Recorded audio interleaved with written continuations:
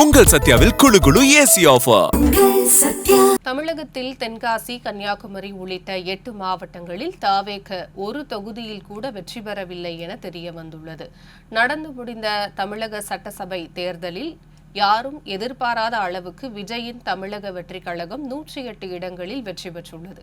தனிப்பெரும்பான்மை இல்லாவிட்டாலும் சில கட்சிகளின் ஆதரவுடன் ஆட்சி அமைக்க தாவேக தயாராகி வருகிறது. திமுக கூட்டணி 73 தொகுதிகளிலும், அதிமுக கூட்டணி 53 தொகுதிகளிலும் வெற்றி பெற்றுள்ளது. சென்னை, கோவை உள்ளிட்ட மாவட்டங்களில் திமுக அதிமுகவை வீழ்த்தி அதிக இடங்களில் வென்றுள்ளது. தாவேக வடக்கு, தெற்கு, மேற்கு மாவட்டங்களில் அதிக இடங்களை பெற்றிருந்தாலும் தெற்கில் தென்காசி, கன்னியாகுமரி, மயிலாடுதுறை, நாகப்பட்டினம், நீலகிரி, திருவாரூர், விழுப்புரம், அரியலூர் ஆகிய மாவட்டங்களில் ஒரு தொகுதியில் கூட வெற்றி பெறவில்லை என்று கூறப்படுகிறது.